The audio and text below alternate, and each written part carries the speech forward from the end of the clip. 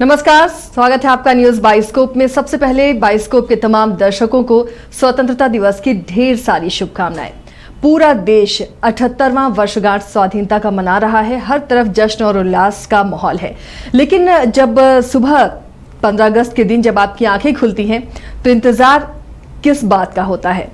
सभी को इंतजार होता है कि आज जहां जहां इवेंट या जहां झंडोत्तोलन होंगे वहां जलेबियां मिलेंगी या फिर बालूशाही, जहां के जो परंपरागत स्वीट डिश हैं वो मिलेंगे। लेकिन उसके साथ ही या उससे पहले एक इंतजार होता है लाल किले की प्राचीर से प्रधानमंत्री के संबोधन का।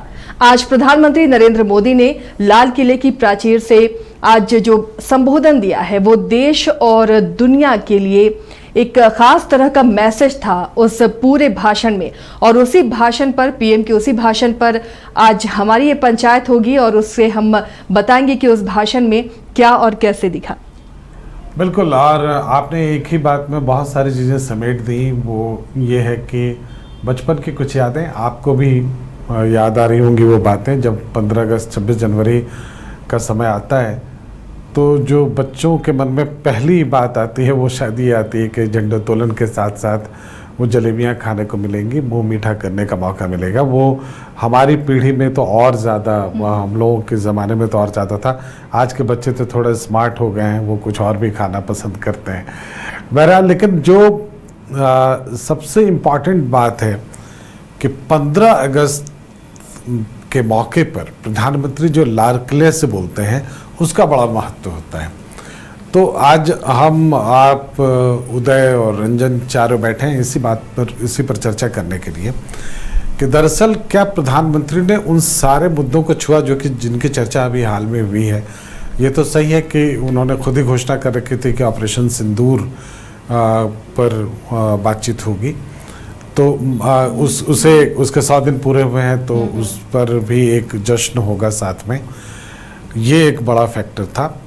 लेकिन सबसे बड़ा फैक्टर ये था मेरे ख्याल से कि अभी जो अंतर्राष्ट्रीय प्रेशर बनाया गया है आपको अमेरिका के द्वारा, या एक लॉबी उठती हुई दिखती है जो भारत के खिलाफ दिखती है, तो क्या उसको पीएम एड्रेस करेंगे? पाकिस्तान और अमेरिका जो एक तरह का गठजोड़ होता दिख रहा है, क्या उसको पीएम एड्रेस करेंगे? और सबसे बड़ी बात है कि आपको एक देखना पड़ता है कि भावी रणनीति क्या आपके भाषण में झलकती है। एक ये इम्पॉर्टेंट फैक्टर था जिस पर कि सबकी नज़र थी। और अगला मुद्दा ये था कि हम इन चैलेंजेस को कैसे कॉम्बैट करेंगे, कैसे उसका मुकाबला करेंगे। तो जो हम लोगों ने समझा है हम आपको बताएंगे, आपके साथ शेयर कर रहे हैं। आशीष जी भी साथ में हैं। चलिए, कई बहुत सारी बातें थी भाषण में। हमारे सहयोगी उदय और वरिष्ठ सहयोगी राकेश रंजन भी जुड़े हुए हैं, उनसे भी हम चर्चा करेंगे। पहले भाषण के कुछ जो पॉइंट्स हैं वो ग्राफिक्स के जरिए भी हम अपने दर्शकों को दिखाना चाहेंगे। ये सभी को लग रहा था कि लाल किले से जब संबोधन होगा पीएम का तो पाकिस्तान के लिए सख्त संदेश होगा, और ऐसा हुआ भी। उन्होंने फिर से कहा कि न सिंधु को पानी मिलेगा न आसिम मुनीर की धमकी चलेगी। मतलब ये उनके संबोधन में ये इशारा था। पाकिस्तान को सिंधु का पानी नहीं मिलेगा। इसी से स्टार्ट कर लेते हैं अपनी चर्चा का। उदय, खून और पानी।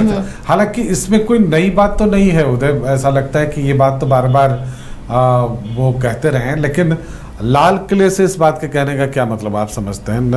उन्होंने पाकिस्तान को एक तरह से क्लियर कट मैसेज दिया, खासकर तब जबकि अमेरिका में जाकर मुनीर बहुत एक तरफ अंतर्राष्ट्रीय दबाव बनाने की कोशिश हो रही थी। बीच में अमेरिका की तरफ से भी यह बयान आया था कि भारत को पानी देना चाहिए। बिलावल भुट्टो ने भी कहा था कि अगर हमें पानी नहीं दिया गया तो हम भारत से युद्ध करेंगे। तो उसका एक माकूल जवाब लाल किले की प्राचीर से पीएम ने दे दिया है। और देखिए, अपने 103 मिनट के भाषण में उन्होंने हर उस मुद्दे को समेटा और पाकिस्तान को लेकर तो फिर से स्पष्ट कर दिया कि चाहे कुछ भी हो जाए, खून और पानी एक साथ नहीं बहेंगे। अगर आप खून बहाना बंद कर देते हैं, वादा करते हैं, तब इस पर सोचा जा सकता है। उन्होंने एक स्पष्ट विकल्प दिया है।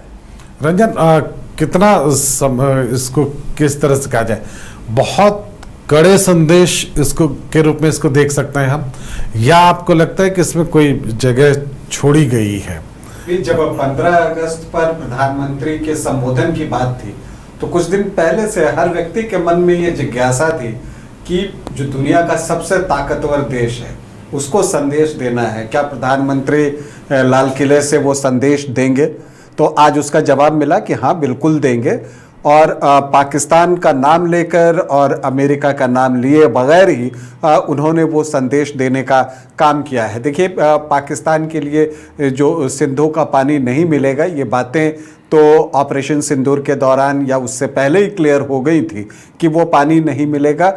उसी चीज़ को उन्होंने दोहराया है। और चूंकि जिस तरह से मुनीर ने अमेरिका से जाकर जो है भारत को धमकी देने का काम किया था, उसका ये जवाब भी था कि हम किसी ब्लैकमेलिंग से नहीं डरेंगे। और उन्होंने ये चीज भी एक टेक्निकल पॉइंट भी है रंजन, पहले वो उस बाइट को अगर हम सुना सकते, पहले वो बाइट हम जरूर सुनाएंगे आपको।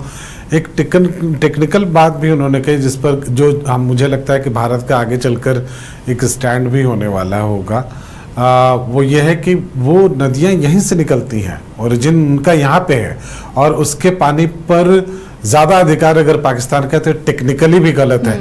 उन्होंने एक तरह से बहुत हल्के से छुआ है इसको, लेकिन मुझे लगता है कि वो उसको बिटवीन द लाइंस पढ़ना चाहिए। उदय, बिल्कुल, उन्होंने ये बात स्पष्ट कर दी है कि भारत का पहला अधिकार है, भारत ये तय करेगा कि उस पानी को कैसे इस्तेमाल करना है, और ये इस चीज को आसानी से समझा जा सकता है। और उन्होंने देखिए अल्टीमेटम देते हुए कहा है कि परमाणु ब्लैकमेल भी नहीं सहेंगे। ये पूरी दुनिया को एक सख्त मैसेज है। आशा आप हाँ रंजन, जैसे देखिए, ये पाकिस्तान के जो सेनाध्यक्ष हैं मुनीर ने जाकर जो कुछ भी अमेरिका में कहा, उसके बाद ये जवाब देना जरूरी था कि अब गिदड़ भभकियों से जो है भारत डरने वाला नहीं है। और उन्होंने जब कहा कि पाकिस्तान को उसकी कल्पना से परे जाकर भारतीय सैनिकों ने जवाब दिया है, उनको सजा दी है, तो उन्होंने मुनीर के दुखती रग पर हाथ रखने का भी काम किया है। क्योंकि आप अपना सीना खुद ठोक लें, पीठ थपथपा लें, ये बातें अलग हैं, लेकिन चोट जिनको लगती है, गंगेश जी आप भी क्रिकेट खेलते थे, जब हम लोग क्रिकेट खेलते थे, जब बल्लेबाजी कर रहे होते थे, गेंद आकर जब लग जाती थी चोट, तो हम मसोस कर मन रह जाते थे, क्योंकि चाहते नहीं थे कि सामने बॉलर देखे। तो वही काम मुनीर ने करने का प्रयास किया है, लेकिन हमको पता होता है कि चोट लग चुकी है और अगली गेंद खेलते समय हम थोड़े विकेट से पीछे की तरफ आ जाते थे। देखिए, अभी जब बात कर रहे थे आशा रंजन इसके बारे में, तो एक गुब्बारा नीचे गिर गया, तो वो जो गुब्बारा फुला कर रखा हुआ है पाकिस्तान ने, वो एक तरह से फूटा है। आप उसको किस तरह से रीड करती हैं जो बातें कही गई? बिल्कुल, देखिए, और पीएम ने साफ अपने संदेश में भी कहा था कि पाकिस्तान में इतनी तबाही हुई है और रोज उसके नए खुलासे हो रहे हैं। सीधे सीधे ये चेतावनी है कि जो ऑपरेशन सिंदूर किया गया है वो सिर्फ अभी एक झांकी भर है और अभी पूरी कहानी बाकी है। यानी पाकिस्तान ये ना समझे कि अमेरिका में जाकर वो धमकी दे रहा है तो उसकी धमकी से भारत डरने वाला है। ये बाइट सुना सकते हैं, अगर पीसीआर अभी उस बाइट को सुना सके, बाइट अभी ले सकते हैं हम लोग उसकी। की परीक्षा ले रही है। पिछले कुछ दिनों में प्राकृतिक आपदाएं, भूस्खलन, बादलों का फटना, न जाने कितनी कितनी आपदाएं हम झेल रहे हैं। पीड़ितों के साथ हमारी संवेदना है। राज्य सरकारें और केंद्र सरकार मिलकर के बचाव के काम, राहत के काम, पुनर्वसन के काम में पूरी शक्ति से जुटे हुए हैं। ये वो बाइट थी जो उन्होंने आपदा, जिस तरह के जो प्राकृतिक आपदा है उसके बारे में जो बात कही, वो बाइट हम सुनाते हैं जो पाकिस्तान को उन्होंने सीधा कहा। तो ये एक चैलेंज था। मुझे लगता है इस पर सारे लोग सहमत होंगे, पूरी पंचायत सहमत है। आप एक बार फुल स्क्रीन पे लाइए पूरी पंचायत को, फिर हम लोग बात करें इस पर। हाँ, ये पूरी पंचायत इस बात पे सहमत है कि पाकिस्तान को एक मैसेज तो दिया गया इससे। बिल्कुल, बताइए आप लोग। हाँ। और बिल्कुल सही, बिल्कुल पूरा मैसेज था, लेकिन जिस पर सबसे ज्यादा लोगों का ये था लगा हुआ कि अमेरिका को क्या वो जवाब मिलता है। ये जो टैरिफ वार जो है एक तरह से अमेरिका ने शुरू किया है, या जो टैरिफ भारत पर थोपा है, तो अप्रत्यक्ष रूप से जब उन्होंने उसका भी जवाब दिया है कि हम स्वदेशी को मजबूरी में नहीं मजबूती के साथ उपयोग करेंगे, ताकि दूसरे मजबूर हो जाएं। तो जब ये बात वो कहते हैं तो वो संदेश वहां पहुंच रहा होता है, एक मैसेज अमेरिका को देता। और एक अभी इस तरह के और भी कई मुद्दे हैं, उन सब मुद्दों पर बारी बारी जाएंगे और हम कोशिश कर रहे हैं कि ये आह्वान किया कि आप अपने दुकान के आगे बोर्ड लगाएं स्वदेशी, यानी जो गांव कस्बों की दुकान है, छोटे छोटे शहरों की दुकान है, वो दुकानदार स्वदेशी चीजों को सामने लाएं, उन्हें आगे बढ़ाएं, ये अपील उन्होंने की है। और देखिए, उन्होंने ऑपरेशन सिंदूर के बाद एक और नाम उन्होंने ऑपरेशन सुदर्शन चक्र डिफेंस सिस्टम को लेकर कहा है कि डिफेंस सिस्टम हम अपना डेवलप करेंगे। इसके साथ उन्होंने एक और बड़ी बात कह दी कि देखिए, जो लड़ाकू विमान है उनका इंजन हम खुद बनाएंगे, ये भी एक लक्ष्य रखा गया है। और वो कह रहे हैं कि नहीं, अभी भी जेट इंजन हम बना रहे हैं और आगे लड़ाकू विमानों के बेहतरीन इंजन भी बनाएंगे। तो यानी सुई से लेकर लड़ाकू विमानों के इंजन तक इस बात की घोषणा की है उन्होंने। और वो कहते हैं कि किसी दूसरे की लकीर को छोटी करने के बजाय बेहतर है कि अपनी लकीर लंबी करें। ये बचपन से हम पढ़ते आ रहे हैं, उस बात को प्रधानमंत्री ने दोहराया है। तो ये भी एक अमेरिका को ही संदेश है कि हमें किसी की लकीर छोटी नहीं करनी है, हमें अपनी लकीर जो है उससे लंबी बनानी है ताकि वो मजबूर हो। इसलिए आप देखेंगे कि उनके भाषण में आत्मनिर्भरता पर जो है कि हम आत्मनिर्भर बने, क्या इसको सेकंड पॉइंट माना जाए? ऐसे क्या ये मान लिया जाए पाकिस्तान को एक मैसेज दिया गया? पाकिस्तान को जब मैसेज दिया जाता है तो पब्लिक उसको बहुत, यहाँ की पब्लिक उसको बहुत गौर से सुनती है, शायद उसको एंजॉय भी करता है, इंतजार भी रहता है कि इंतजार भी रहता है। ये तो क्या सेकंड पॉइंट ये माना जाए आशय कि जो अमेरिका को जवाब दिया गया ये एक पक्ष है? अब बिल्कुल देखिए, अब अमेरिका का नाम तो प्रधानमंत्री ने नहीं लिया, लेकिन उन्होंने कहा कि किसानों और मछुआरों के लिए हम दीवार बन जाएंगे। तो इसका साफ है कि किस तरह जो टैरिफ वार है, तो वो साफ इशारा करता है कि वो सीधे अमेरिका पर ही हमला था और अमेरिका की धमकियों से भारत डरने वाला नहीं है। और इसलिए जरूरी है कि भारत आत्मनिर्भर बने और स्वदेशी चीजों को अपनाया जाए और यहीं पर तमाम चीजों की मैन्युफैक्चरिंग हो ताकि किसी पर डिपेंडेंसी ना हो। अब दाम कम और दम ज्यादा का मंत्र भी दिया उन्होंने। हाँ बिल्कुल।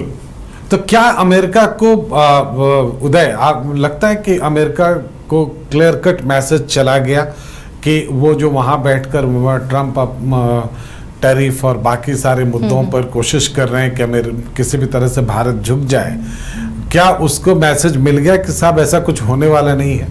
बिल्कुल, मैसेज तो एक तरह से मिल ही गया कि दुकानदार और छोटे छोटे व्यापारी अगर स्वदेशी उत्पादों को प्रमोट करते हैं, अगर लड़ाकू विमानों के इंजन और सुदर्शन चक्र डिफेंस सिस्टम तक अगर हम देश में बनाते हैं। उन्होंने यूपीआई की भी बात की कि हमारा यूपीआई आज पूरी दुनिया में एक मजबूत स्थिति में आ खड़ा हुआ है। तो ये कहीं ना कहीं मैसेज है कि हम आप पर डिपेंड नहीं है और आप कितना भी टैरिफ लगाइए, हम अपने रास्ते चल रहे हैं, हमें कोई फर्क पड़ने वाला नहीं है। ये साफ संदेश उन्होंने दे दिया है। बिल्कुल। और तेल के लिए समुद्र मंथन भी, ये भी एक संदेश था अमेरिका के लिए ही, ये इशारा था। ये बहुत बड़ी बात है। ये पॉइंट नोट करने वाली है कि उन्होंने ये कहा कि तेल के लिए हम समुद्र मंथन करेंगे, हम अपने सारे रिसोर्स लगाएंगे। आप गौर कीजिए कि ट्रंप ने ये जब कुछ दिनों पहले ये बात कही कि हम पाकिस्तान में तेल खोजेंगे और एक समय इंडिया वहां से तेल खरीदेगा। हालांकि पाकिस्तान को पता नहीं, ये पता है या नहीं कि उनके पास तेल है या नहीं। अब नहीं, इस पर अब पाकिस्तान में चर्चा ये हो रही है कि मुनीर ने ट्रंप को जाकर बेवकूफ बनाया है ये कह के कि हमारे पास तेल का भंडार है। तो पाकिस्तान में ये भी चर्चा चल रही है। पाकिस्तान की एक बात में तो दाद देनी होगी, किसी से पैसा लेना हो तो वो कोई ना कोई बहाना सॉलिड बना ही लेते हैं, उनको पैसा मिल जाता है, ये आइडिया है उनके पास। और अगर कोई लालच में है तो उसको वो सारे पत्ते बेच सकता है।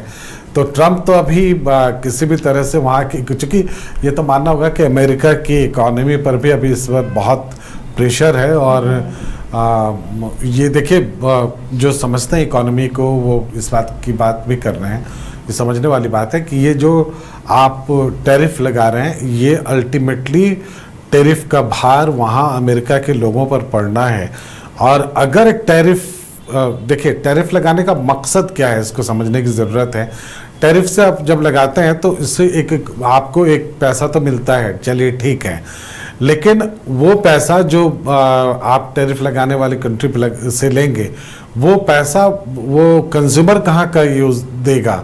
वो अमेरिका का कंज्यूमर देगा। तो चीजें वहां महंगी होने जा रही हैं, ये बहुत स्पष्ट है। और दूसरी बात होती है कि अगर आप टैरिफ ज्यादा लगाएंगे तो मार्केट बड़ा है और विकल्प बहुत सारे हैं। नहीं, आप अगर हम दूसरी तरफ भी shift विकल्प होते तो हैं। अलग है, ब्रिक्स पर बातचीत चल रही है और दूसरे कंट्रीज हैं जैसे साउथ अफ्रीकन कंट्रीज से हम लोगों की बातचीत चल रही है।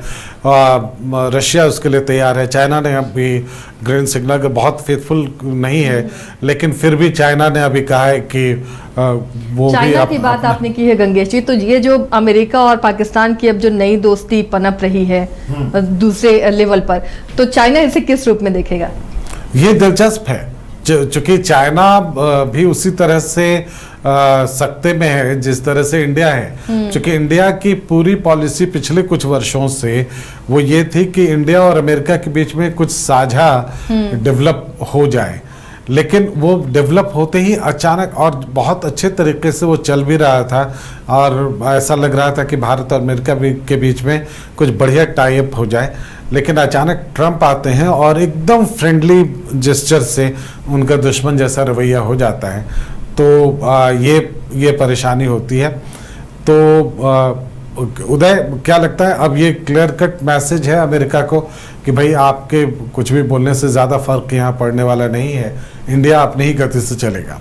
बिल्कुल, देखिए भारत के विदेश मंत्री एस जयशंकर, उन्होंने भी माकूल जवाब पहले भी दिया है और अब लाल किले की प्राचीर से मोदी जी ने एक खाका खींच दिया है, एक ब्लूप्रिंट रख दिया है कि हम इन चीजों से घबराने वाले नहीं हैं, कैसे हम आगे बढ़ रहे हैं, भारतीय अर्थव्यवस्था किस तरह से बढ़ रही है, हमारा यूपीआई, हमारा डिफेंस सिस्टम, ये तमाम चीजें आगे बढ़ रही हैं। और देखिए उन्होंने आज सुधारों की भी बातें कही हैं, उन्होंने जीएसटी रिफॉर्म्स की बात कह दी है, उन्होंने कहा है कि इस बार दोहरी दिवाली मनेगी, तोहफा मिलेगा। तो कहीं ना कहीं भारत किस तरह इस तरह से बांट दें अगर कि विदेशों को जो मैसेज है वो पहले उस पर चर्चा करते हैं, फिर जो घरेलू उपाय उन्होंने बताए उस पर बहुत विस्तार से चर्चा करेंगे। क्या अगर हम वो बाइट अब सुना पाएं? आजादी का ये महापर्व 140 करोड़ संकल्पों का पर्व है। आजादी का ये पर्व सामूहिक सिद्धियों का गौरव का पल है। और हृदय उमंग से भरा हुआ है। देश इस दिवाली में आपकी डबल दिवाली का काम मैं करने वाला हूं। इस दिवाली में आपको एक बहुत बड़ा तोहफा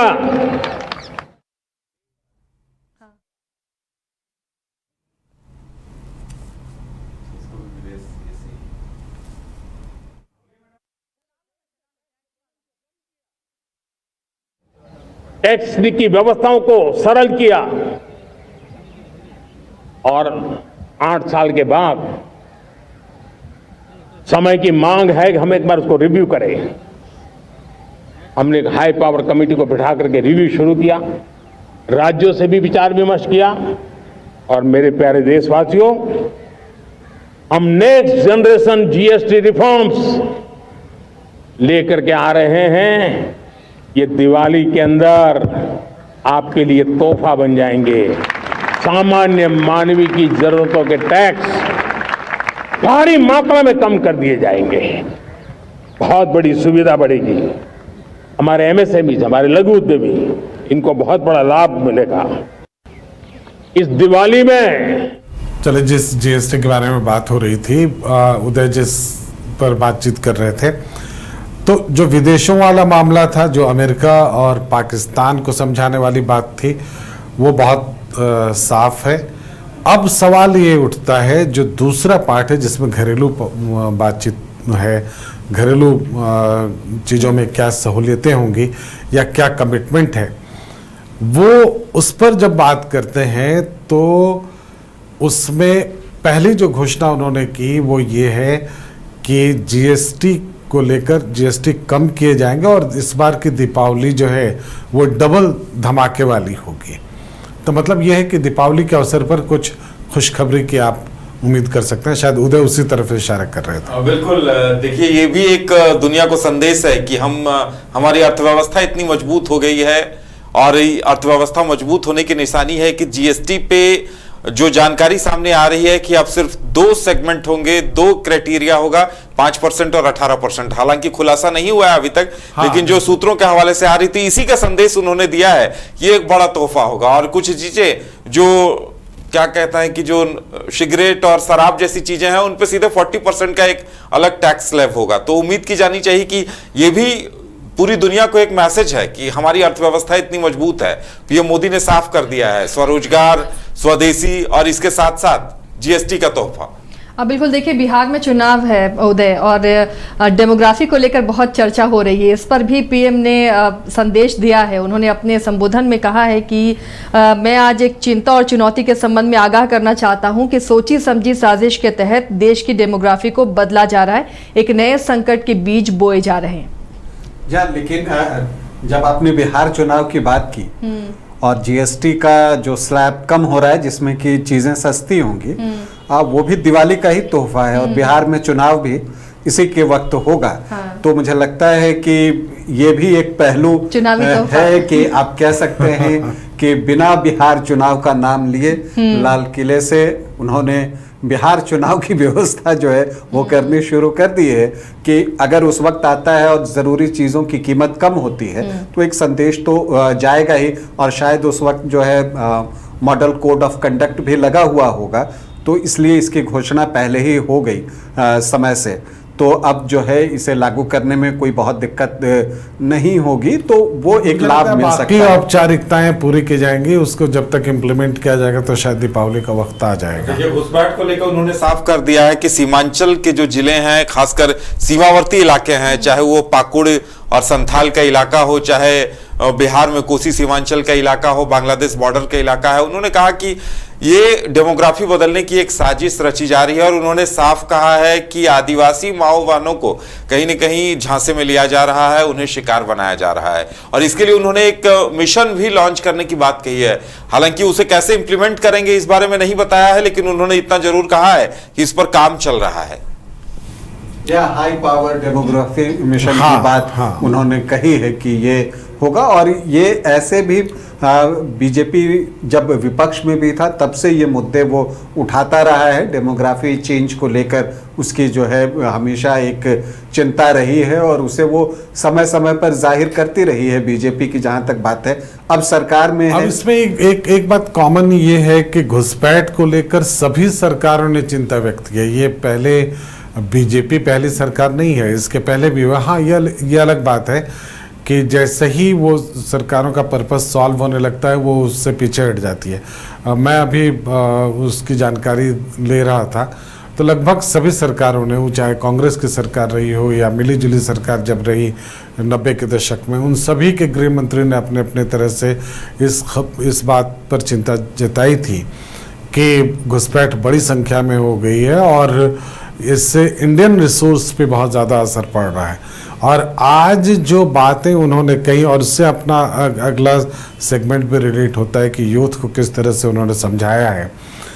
उन्होंने ये बात कही इस अपने भाषण में कि जो हमारे आपके रोजगार को, आपके चीज़ों को मार कौन रहा है, तो ये घुसपैठिए मार रहे हैं, छीन रहे हैं आपसे। तो ये सीधा सीधा कनेक्ट करता है यूथ को, क्योंकि आज अगर उनके पास रोजगार नहीं है तो निश्चित रूप से उसकी बड़ी वजह ये है कि घुसपैठिए भी बड़ी संख्या में मौजूद हैं और उनको भी वो सारे रिसोर्स पर उनका भी हक हो गया है, जो कि नहीं होना चाहिए। और वो एक तरह से हकमारी है यहाँ के लोगों की। बिल्कुल। और देखिए, ये जो साफ संदेश है कि नौजवानों का हक छीन रहे हैं, तो अब दिखाई देने लगा है कि खासकर निर्माण क्षेत्र में, कंस्ट्रक्शन डिपार्टमेंट में बहुत ज्यादा जो घुसपैठिए हैं उनका वर्चस्व दिखाई देता है। मजदूर हो काफी संख्या में झारखंड से लेकर, खासकर जो झारखंड, बंगाल, उड़ीसा जैसे इलाके हैं, खासकर झारखंड बंगाल को देखा जाए तो यहाँ अब मजदूरी का पूरा काम एक तरह से घुसपैठिए संभाल रहे हैं। तो कहीं ना कहीं उन्होंने इस और सीधा इशारा दिया है कि युवाओं का, नौजवानों का रोजगार घुसपैठिए छीन रहे हैं, इसलिए सबको जागरूक होना होगा। बिल्कुल। और घुसपैठ को लेकर कुछ, चूंकि बातें इतनी विवादास्पद हो गई, कई ऐसे मुद्दे जो कि राष्ट्रीय हित के मुद्दे हैं उन पर भी इतना सारा विवाद हो गया है और बहुत सारी चीज़ें इस तरह, तो अब उस तरह से बातें नहीं की जा सकती कि एनआरसी की बात करें तो फिर एक तबका खड़ा हो जाता है, फिर एक सीए की बात करें तो एक मुद्दा खड़ा हो जाता है। तो उन्होंने डायरेक्ट उस तरह से न कह के दूसरी तरह से बात कही है कि घुसपैठियों का कुछ ना कुछ करना पड़ेगा, क्योंकि वो आपके हक पर अधिकार जमा रहे हैं। और यूथ को उन्होंने बहुत बिल्कुल अपने पूरे भाषण में गंगेश जी, इस बार तो प्रधानमंत्री का रिकॉर्ड भाषण था, अब तक का सबसे लंबा भाषण किसी भी प्रधानमंत्री का। खुद 103 इन्होंने मिनट का। अपना रिकॉर्ड ही तोड़ा है 98 मिनट का, और इसमें 28 बार युवा शब्द का इस्तेमाल इन्होंने किया है। तो किस तरह युवाओं पर फोकस था इस भाषण में, वो दिखता है। क्योंकि नाराजगी, देखिए नाराजगी अगर पनप रही है तो वो यूथ में है जिनको कि नौकरी नहीं मिल रोजगार रही, नहीं है। रोजगार नहीं मिल रहा है, और ये चैलेंज उनको हर बार हर इलेक्शन में उसका सामना करना पड़ा है। इसके लिए 1 लाख करोड़ की जो पॉलिसी उन्होंने जिसकी घोषणा की है वो प्रधानमंत्री विकसित भारत रोजगार योजना है। हाँ, वो बहुत इम्पॉर्टेंट है। और उससे जिनको प्राइवेट सेक्टर में नौकरी मिलेगी उसमें 15,000 देने की बात है, मतलब पहले मंथ में जब वो 15,000 देने की बात है। हालांकि उसके डिटेल्स क्या हैं वो आगे चलकर पता चलेगा, तब बहुत स्पष्ट होगा। लेकिन 1 लाख करोड़ वो रोजगार को डेडिकेट किया गया है, तो ये बड़ी बात है। और इसमें छिपी हुई बातें भी हैं, जैसे कि प्राइवेट सेक्टर में भी जो जॉब करेगा उसको पहले सरकार उसको 15,000 रुपये देगी यूथ को, तो उसके लिए लेकिन घोषणा ये करनी पड़ेगी प्राइवेट सेक्टर को भी और उस यूथ को भी कि वो कहाँ जॉब कर रहा है, और प्राइवेट सेक्टर ये बताए। तो इस तरह से जो उनके कंप्लाइंसेस हैं वो पूरे करने पड़ेंगे आपको, उनके पीएफ, उनके बाकी सारी चीज़ें। तो एक तो वो डेटा निकल कर आ जाएगा कि कितने रोजगार का सृजन हुआ। तो अभी जो एक नैरेटिव है कि सृजन, रोजगार नहीं मिल रहा है, रोजगार नहीं मिल रहा है, उसके पीछे वो अब पता चल जाएगा। क्योंकि अब यूथ जब आपके यहाँ नौकरी करेगा तो वो आपसे कहेगा कि साहब मुझे वो सर्टिफिकेट दीजिए ताकि सरकार से भी हम 15,000 रुपये ले सकें, और फिर वो आपको उनके सारे कंप्लायंसेस पूरे करने पड़ेंगे, जिससे सरकार के पास एक डेटा होगा। निजी क्षेत्र में पहली नौकरी साफ उन्होंने घोषणा की है कि निजी क्षेत्र में जो पहली नौकरी ज्वाइन करेगा, यानी कहीं न कहीं प्रोत्साहित कर रहे हैं कि आप सिर्फ सरकारी नौकरी के लिए सालों साल इंतजार मत करते रहिए कि आप 30-35 साल तक आप तैयारी कर रहे हैं, वैकेंसियां निकल रही हैं, और इस देश में युवा शक्ति का जो श्रम बेकार हो रहा है उस तरफ उन्होंने इशारा किया है इसे लेकर। बिल्कुल, और आप देखेंगे कई यूथ ऐसे हैं जो कि तैयारी करते रहते हैं 5-5 साल, 6-6 साल, वो किसी सरकारी जॉब की तैयारी करते रहते हैं। हर दिन खबरें आती हैं ऐसे ही कि सरकारी नौकरी के इंतजार में 15 साल से लोग लगे हुए हैं, प्रैक्टिस कर रहे हैं, उनका श्रम पूरी तरह से बर्बाद जा रहा है, तो उसको किसी न किसी तरह से आप सरकारी नौकरी जिस संख्या में युवा हैं वो मीट नहीं कर सकता। ये इकोनॉमी में, किसी भी इकोनॉमी में ये संभव नहीं है कि आप 100% सरकारी नौकरी किसी को दे दें। दुनिया में कोई ऐसा देश नहीं है। तो प्राइवेट सेक्टर को तो आगे आना ही होगा, और अगर प्राइवेट सेक्टर को ये सपोर्ट मिलता है, सरकार 15,000 रुपया दे रही है युवाओं को, तो एक तरह से देखिए रोजगार का एक अवसर का द्वार खुलेगा। 2 साल में फिलहाल 3.5 करोड़ युवाओं को फायदा देने की बात जो है वो सोची गई है। अब ये जमीन पर कितना उतरता है, कैसे उतरता है, ये चीजें जो है वो महत्वपूर्ण होंगी। तो ये एक फैक्टर था जिस पर खूब बहुत चर्चा हुई, और मुझे लगता है कि एक और संदेश दिया कि भाई तेल कम खाइए और तेल कम लाइए। आप जितना तेल लाते हैं 10% कम लाइए और 10% कम यूज कीजिए। मोटापे को लेकर भी उन्होंने, देखिए आपका स्वस्थ रहना आपके इसको कहीं प्रभावित करता है, आपके इकोनॉमी को। वो उदय ने पेट अंदर करके कही है। नहीं, हम सभी को तेल कम करना पड़ेगा। नहीं, मोटापा निश्चित रूप से सबको पता चल रहा है कि जो विकसित देश हैं वहाँ भी और यहाँ भी, हमारे यहाँ भी मोटापा एक समस्या है, और ये बढ़ती हुई समस्या है, बढ़ रही है। इसलिए इसका ध्यान रखना चाहिए, और इसका 2 ही उपाय है। एक तो जो प्रधानमंत्री ने बताया कि तेल कम कीजिए और श्रम ज़्यादा कीजिए, ये दोनों ही उन्होंने कहा है। तो अगर आप तेल कम करें और श्रम बढ़ा दें तो शायद मोटापा कम हो जाए।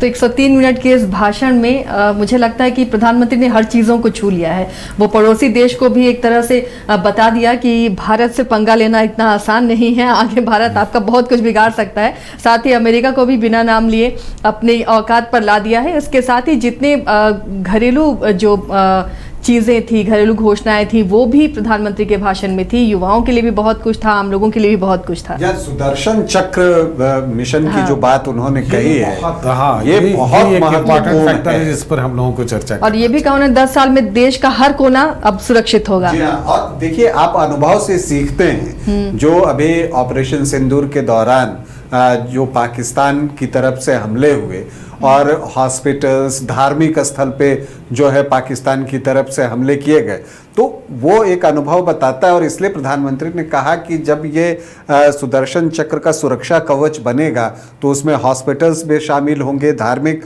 स्थल भी शामिल होंगे, और साथ ही साथ कहा कि वो सुरक्षा कवच इतना मजबूत होगा कि बहुत मजबूती के साथ और सटीकता के साथ हिट बैक करेगा, मतलब आपको जाकर वापस चोट भी पहुंचाएगा। तो जो भी ये दुस्साहस करेगा उसको कीमत चुकानी पड़ेगी। देखिए, ऑपरेशन सिंदूर ने एक तरह से प्रैक्टिकल अनुभव दिया है भारत को, पाकिस्तान को भी दिया है, नो डाउट, चाइना को भी दिया है कमोबेश, तो और अमेरिका को भी समझा दिया।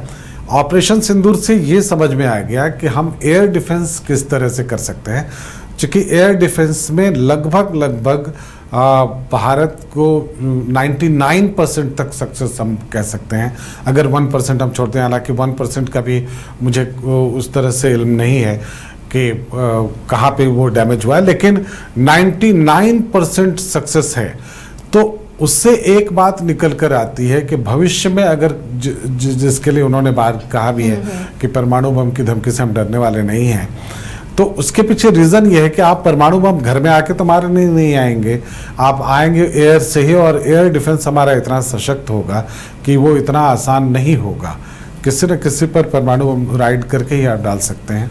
तो ये और वो जो हिटबैक होगा, और वो जो हिटबैक वो होगा बहुत अनुभव खतरनाक पाकिस्तान ने ऑपरेशन सिंदूर के दौरान किया है। हाँ, कि क्या हिटबैक हो सकता उन्होंने है। वो बात कही कि देखिए वो स्वदेशी हथियार थे हमारे, हाँ। इसलिए उसका अंदाजा इंटरनेशनल लोगों को, इंटरनेशनल सर्किट में नहीं था कि ये कितनी जबरदस्त मार कर सकता है, और इसलिए उन्होंने कहा कि स्वदेशी हथियार हम डेवलप करेंगे। ये सही है कि स्वदेशी हथियार से ये कितना मारक है इसका सिर्फ एक अनुमान लगा सकता है इंटरनेशनल मार्केट, वो ये एग्जैक्ट नहीं बता सकता कि कितना मारक है। और ये जो मार पड़ी है इस बार पाकिस्तान की, वो बिल्कुल पाकिस्तान को वो बिल्कुल उसी कारण से पड़ी है, क्योंकि उनका असेसमेंट पूरा गलत था। बिल्कुल, इसीलिए प्रधानमंत्री कहा लखनऊ में बनी मिसाइल दुश्मनों के ठिकानों को तहस नहस करती है। और देखिए भारतीय हथियार ने जाकर जो नुकसान पहुंचाया, या जो एयर डिफेंस सिस्टम था, तो जो भारतीय हथियार जब वो स्वदेशी हथियार पर जोर देते हैं तो वो विश्व के सामने एक मार्केट भी खोल रहे हैं कि आप भारतीय हथियार खरीदिए। ये भी भारत की आर्थिक प्रगति में जो है एक हिस्सा बनने जा रहा है। अभी थोड़ा बहुत हिस्सा है, लेकिन आने वाले समय में देखिएगा, क्योंकि वो प्रैक्टिकल लोगों ने देखा कि भारत के जो स्वदेशी हथियार हैं वो कितने कारगर हैं और कितने मारक हैं। तो दोनों ही चीज़ जो है वो दुनिया देख रही है, तो उससे जो डिमांड है भारतीय हथियारों की वो भी बढ़ेगी, और अन्य देश जब इस पर आगे आएंगे और वो भारतीय हथियार खरीदने के लिए जब वो कहेंगे कि हाँ हमें भारतीय हथियार चाहिए, तो इससे भारत की इकोनॉमी को भी जो है एक बूस्ट मिलेगा, इससे भी इनकार नहीं कर सकते। बिल्कुल, और ये है कि हम देश के एक एक शख्स को टेक्नोलॉजी के जरिए सुरक्षा कवच देंगे। और उन्होंने ये कहा भी कि जिस तरह से श्री कृष्ण भगवान ने सुदर्शन चक्र के इस्तेमाल से महाभारत के युद्ध में सूर्य के प्रकाश को रोक दिया था, तब अर्जुन के जयद्रथ के वध करने की शपथ पूरी हुई थी। उन्होंने कहा कि इसी तरह का हम एक सुरक्षा कवच सिस्टम डेवलप करेंगे जो विदेशी हमलों से हमारे देश को बचाएगा। ये उन्होंने लोगों को आश्वस्त करने वाला एक बड़ा बयान दिया है। चलिए, बहुत सारी बातें उन्होंने कही, आत्मनिर्भर होने की बात कही, वो बड़ा इंपॉर्टेंट था।